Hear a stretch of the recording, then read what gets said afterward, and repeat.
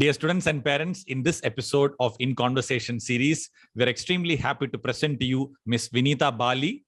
Ms Vinita Bali is familiar to the Indian consumer as the CEO and MD of Britannia, where she spent a good part of her professional life.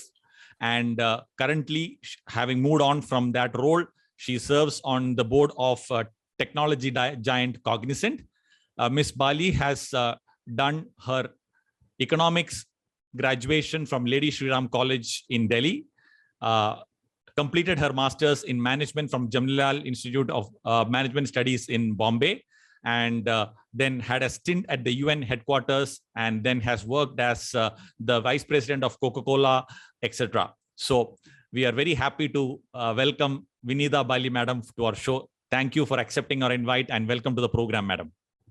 Thank you, Ajay. Look forward to our interaction. Thank you, ma'am. I would like to start off this discussion with the first question from the perspective of the students who are actually the viewers of this program. They are teenage students in the age group of 12 to 18. We have a couple of thousand students following our channels and other well-wishers also. I'm sure the students and parents would love to hear from you. As a person who has spent decades and decades in the corporate world, what is one or two major positive shifts in the attitude that you see among students who complete their graduation or post-graduation from these prestigious institutes and come and join the corporate world? Well, I think there are several positive shifts, the most significant of which is the large number of opportunities that are available to students today to pursue whatever interests they have. You know, whether it is media, whether it is technology, whether it is data science, whether it is artificial intelligence, whether it is healthcare. So if you look at the opportunities for a career, opportunities to be an entrepreneur, we've got a very good environment which encourages young people to also be entrepreneurs. So there are many positive shifts that have happened, but the most significant amongst those are the opportunities available to students both professionally as well as in an entrepreneurial capacity, as well as pursuing the path of academics or non-for-profit, media, entertainment, several new industries that have that are actually blossoming and growing. Thank you, ma'am. Just to quote in the context of this particular series of episodes, your name, when I mentioned it to the students that our guest is going to be Ms Vinita Bali, they had heard about your name in obviously another context other than the Britannia also was, I always encourage my students to do some research and then study about the guest before sending in their queries.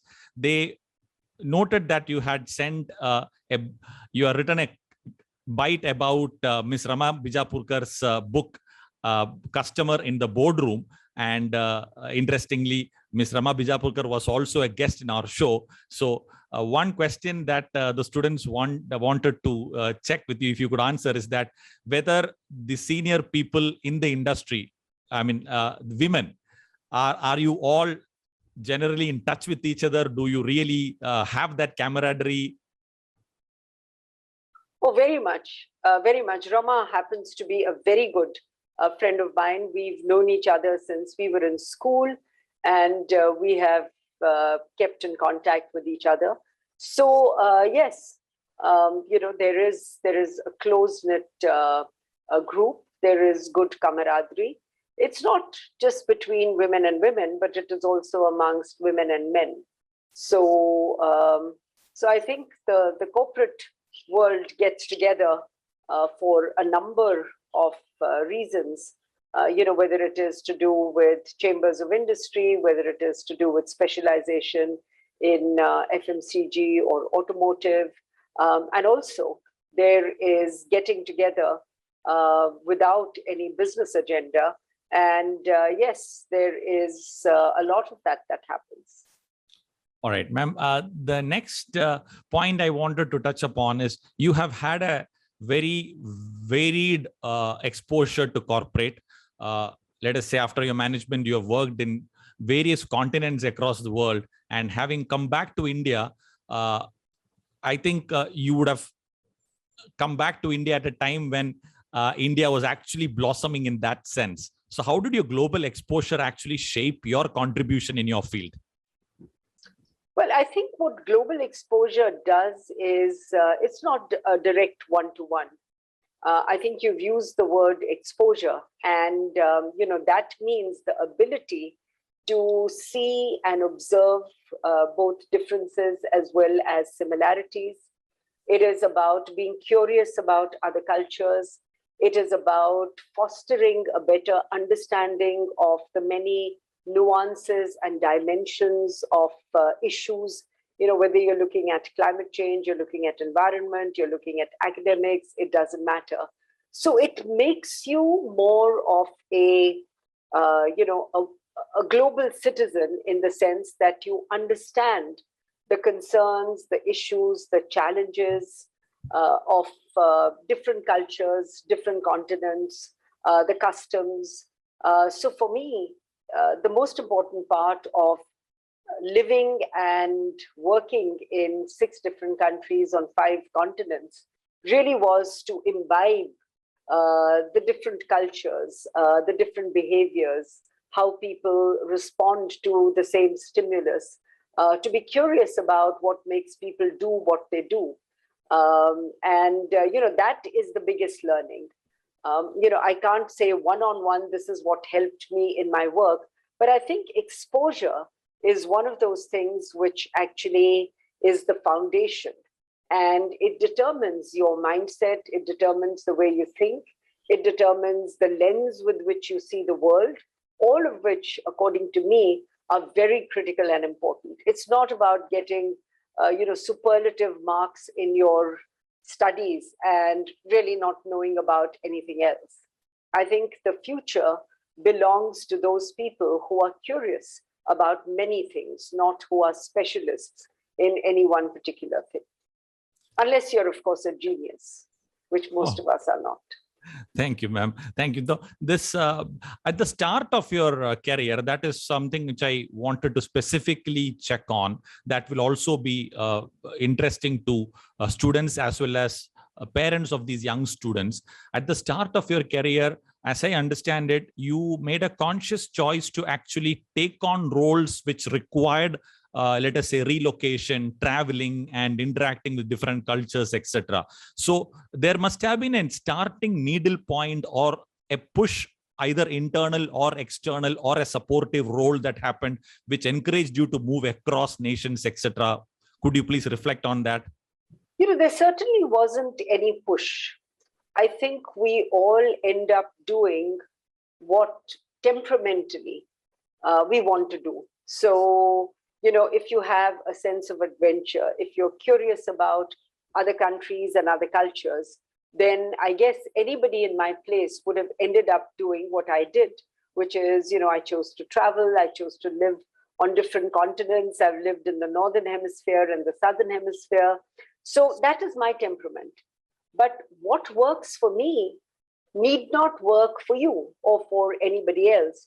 So I think the most important thing is not to say that I want to do what somebody else is doing. I think the most important thing is to ask yourself the question, what is it that you like to do? What is important to you? And make your decisions accordingly. It's not about following the others, because if you follow the others, then where are you in that decision? Then you are emulating somebody else. You are not being yourself. So I think it's very important to stick to your core. All right. Thank you, ma'am. And the next point is, since I am involved in teaching and training students who are aspiring to be researchers, scientists, engineers, doctors, etc., this particular question will have relevance for the large segment of students who are following this. You personally come from an economics background and then a management background. And I'm sure that since you've worked in some of the blue chip companies all over the world, you would have interacted with a large number of people who come from hardcore science and technology background. So how exactly did your background from an economics and, let us say, non-technology background and the other technology background, how did that gel well in the workplace? Well, business needs everything. If you're going to run a factory, then an economics graduate is less equipped to run a factory than, let's say, an engineer is. If you're working in a company that is making electrical equipment and installations, then you have to be an electrical engineer. Business is all about understanding commerce, and that anybody can learn. But it's very important to have your rooting in a particular discipline. That discipline could be economics, it could be sociology, it could be physics, it could be math, it could be anything. But if you then want to enter the world of business and general management, whether it is in a corporation or in a not-for-profit or working for the government, then in addition to your specialist knowledge, it is important to have a generalist knowledge. It is important, as I keep using the word, you have to be curious about the world. You can't just be a geek in one thing and then, not be concerned about how the world operates. So it is important to have a foundational grounding. And that foundational grounding is in whatever you're interested in. But beyond that, if you want to be in the world of business, then general business acumen, in addition to that foundational grounding, is very important.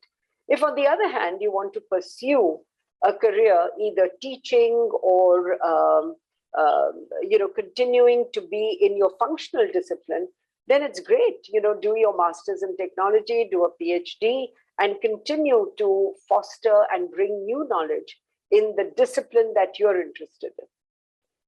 All right, thank you, ma'am.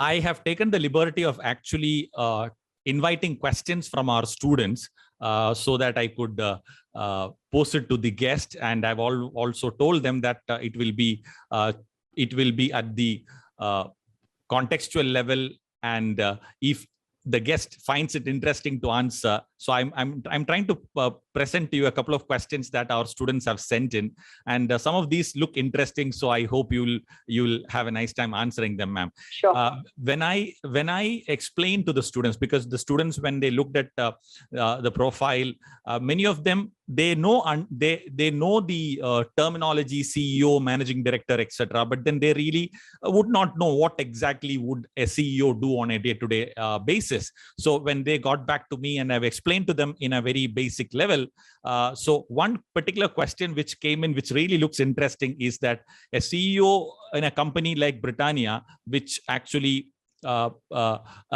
makes different types of biscuits. And so is it like in our school, we have got different standards, like 10 standard, 11th and 12th standard, and the CEO will have different biscuits. So how does a CEO, or what exactly is the CEO's role in actually ensuring the performance of all the students in the school or all the brands, which means if one of the brands is doing better or competing with the other brand, how do you as a CEO manage it? Well, think of the CEO's role as the orchestrator of an orchestra. So you've got people who are playing the violin, people who are playing the cello, people who are on the trumpet and whatever. But, there is an orchestrator that is conducting the orchestra. And actually, that's what effective CEOs do. They make sure that the company is aligned and there is clarity of what the goals are. There is clarity of how the company is going to organize its work to accomplish those goals. There is clarity around how people are recruited and rewarded in the company. There is clarity of communication, both internally as well as externally. So there has got to be somebody who is kind of responsible for managing the whole show. And that's what the CEO does. On the other hand, someone who's the head of marketing is responsible for ensuring that, the brands are positioned well, they are communicated well, they are available, they are distributed, and so on. So there are functional specialties. There is the factory that is making the biscuit. There is logistics that is transporting the biscuit.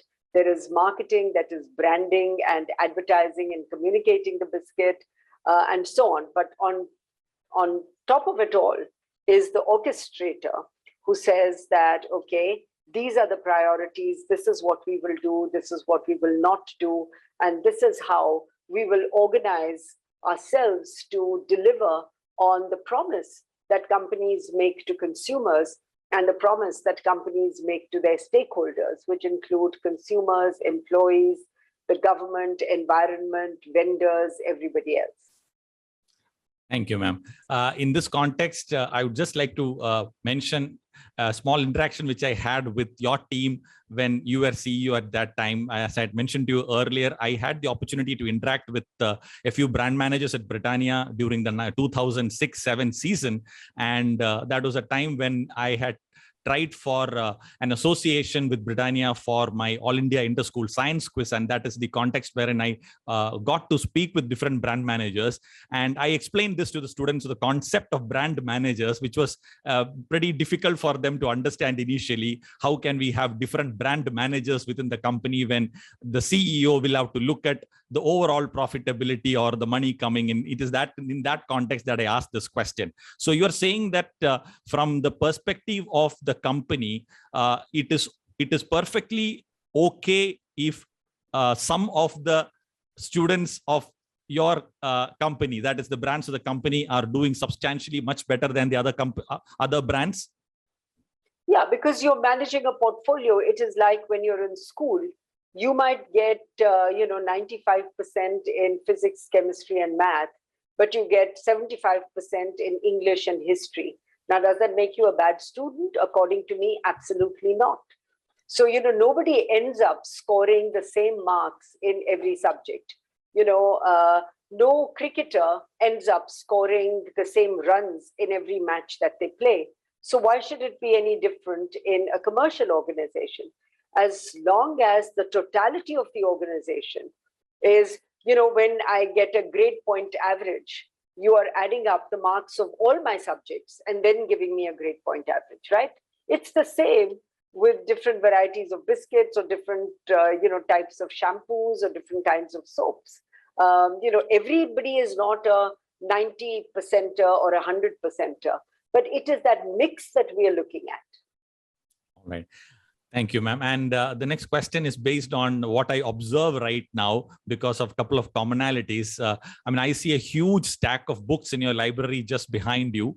And this is pretty much what I observed when I had the interaction with Rama madam also. I'm sure the students and parents would also clearly latch on to the similarities in the background. I assume that you are a voracious reader, just like our previous guest Rama madam was. Is it a commonality that you can assign to people who are at the top? I think increasing your knowledge is very important to any profession.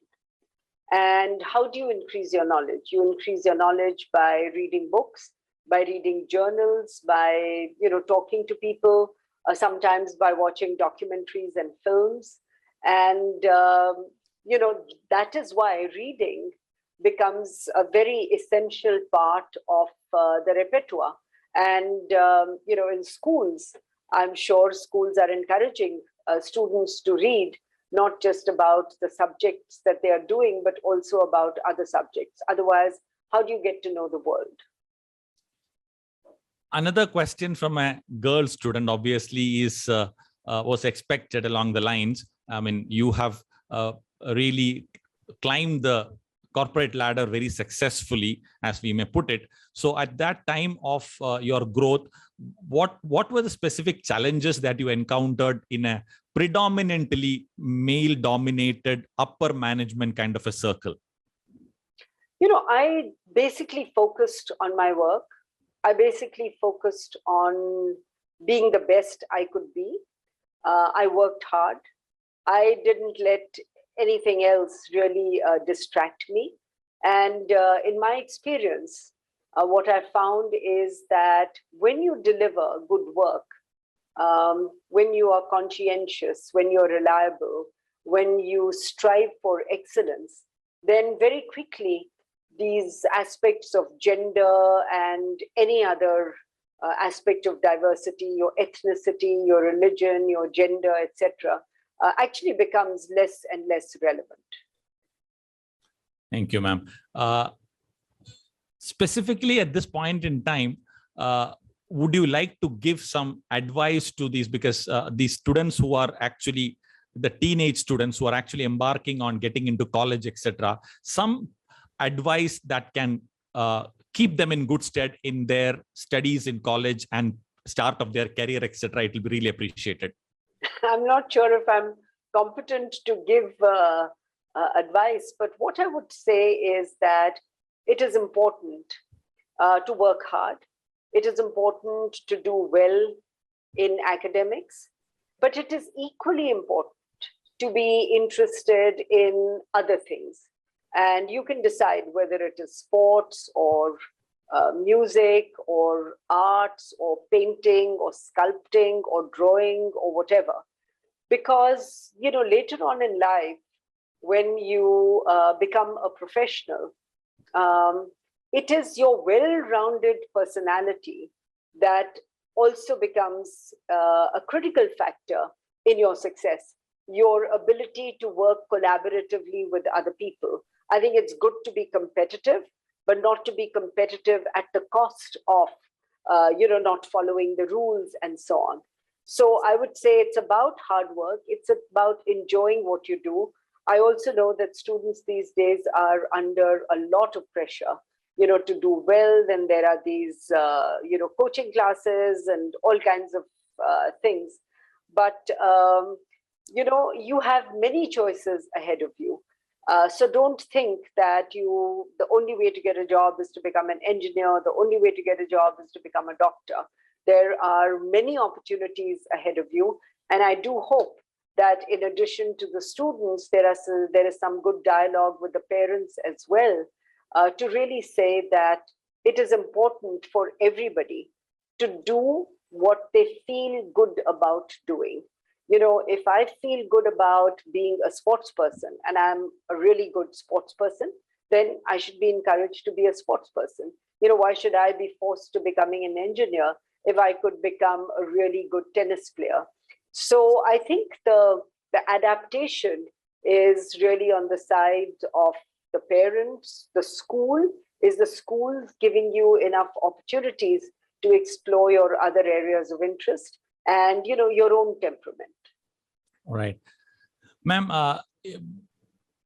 Curiosity's sake, would you be interested, if you had a choice, to actually get into teaching the younger generation, let us say, or a call? I'm not aware that whether if you are a visiting faculty in any of the institutes in the world, but would you enjoy that role if you have an opportunity? Well, I used to teach. I don't do that any longer. I taught at my alma mater for many years. I do guest lectures off and on, but I'm not into any kind of committed or full-time teaching role. All right. Thank you very much, ma'am, for taking out the time and speaking to us at this session. From all of us here at the Physics Chamber, from all of our students and parents, thank you so much for joining us in this session. Thank you, You're most welcome. And my best wishes to you and all the students and their parents.